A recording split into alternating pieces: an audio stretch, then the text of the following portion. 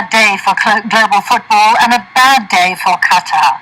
Tonight, the men who got the World Cup to go to the Arabian desert are answering tough questions from international football's own investigator. It comes after a weekend of allegations that $5 million changed hands in bribes to buy the support of several countries for the Qatar bid for 2022. Well, if the claims stand up, the whole thing might have to be run again. Not only that, but questions are being asked about other World Cup awards, including the award of the tournament to Russia for 2018. Qatar denies all allegations of wrongdoing. The Asian Football Confederation, whose area covers the Gulf states, says it has grave concerns over the claims. Our sports reporter, Lance Santos, brings us the day. The winner is Qatar! This was the moment football's governing body FIFA awarded the world's biggest and most lucrative sporting tournament to a country in the middle of a desert, plagued by soaring temperatures and a nation with very, very little footballing culture. Questions were immediately raised, but until now, there was no concrete evidence. This weekend, British newspaper The Sunday Times delivered a smoking gun. Solid proof that those in charge of the beautiful game have been running it in a very sinister manner. This is the smiling face of corruption. The Sunday Times detailed 12-page investigation alleges that this man, Mohammed bin Haman, paid lavish funds to FIFA officials while lobbying them to favour Qatar in the all-important World Cup vote. Bin Haman had been one of 24 men in the executive committee known as the ExCo, which runs the multi-billion-pound international game from FIFA's Zurich headquarters. The Sunday Times has obtained millions of documents that it says prove that bin Haman bribed several African FA heads in order to obtain a vote for Qatar.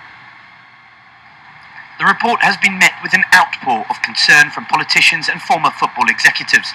Today, England's football chief admitted that the allegations came as little surprise.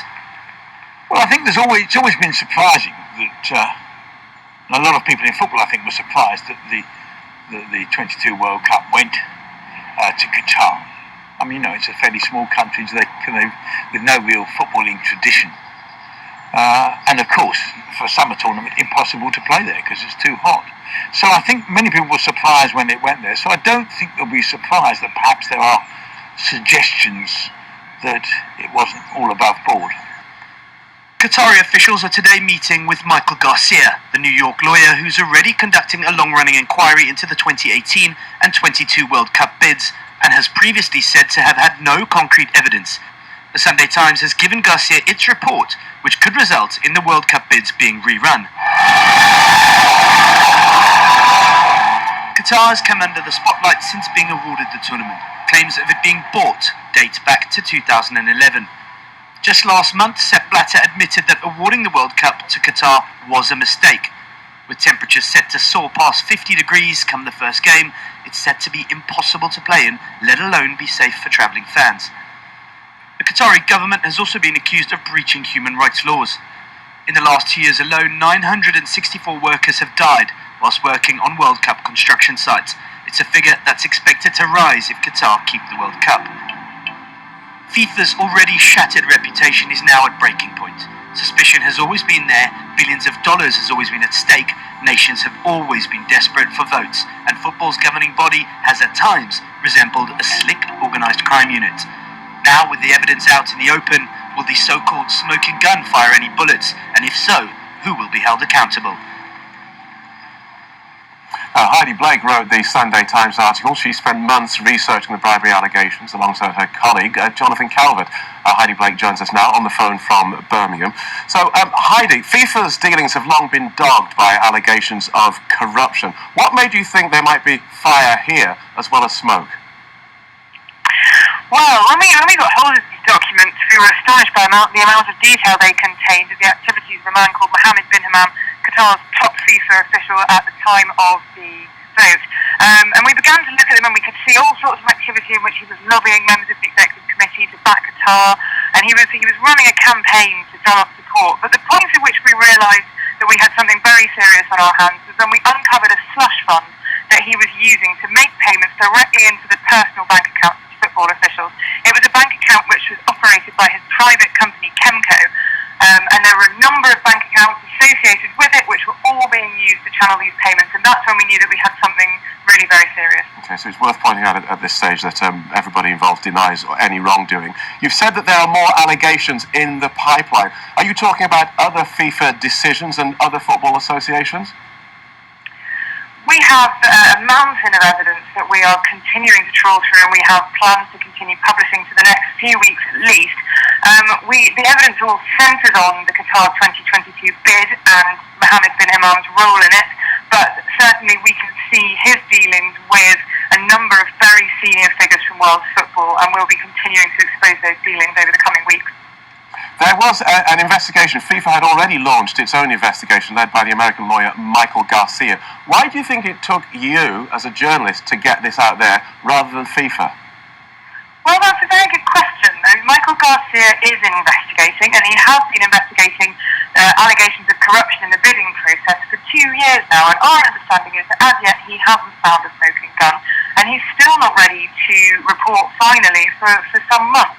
So you have to ask yourself, why is it that this investigator has been looking at this for so long and hasn't apparently found the evidence that we have? Well, let's ask that question then. Do you think FIFA can investigate itself properly? I think that there are serious questions about FIFA's ability to investigate itself properly, and I think that really kicking this into the long grass and saying Michael Garcia is looking at it just isn't good enough. The evidence is here before us. It's there for all to see, and I think FIFA should make a decision quickly about rerunning this vote and getting a fair outcome. There's a lot of criticism of FIFA as an organisation, saying that it's not fit for purpose. Do you believe it is? No, I think that there are real problems with the way in which FIFA is run, and I think that Sepp Blatter is facing very serious questions now about his own leadership, because what our files clearly show is that corruption in football is absolutely endemic and across the board, and he's presided over this culture. So, more revelations to come out over the next few weeks, as you say. Amongst those revelations, will there be a smoking gun?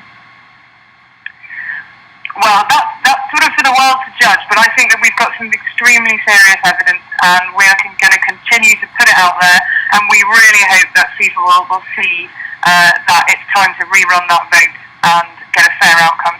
You're talking about millions of pounds, millions of dollars being spent to attract this, to attract the World Cup to Qatar. Can you give us an idea of how much this festival, this tournament, is actually worth?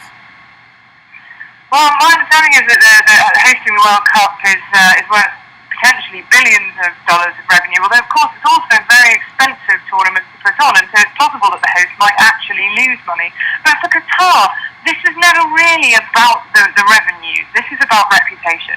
Qatar has been determined to bring a major sporting tournament to Doha. They tried to get hold of the Olympics and their attempts failed, and they're desperate to try and make Doha an international capital of world football. That's what this is all about. It's about international prestige, and looking at the documents we've got, you have to say that's backfired quite badly.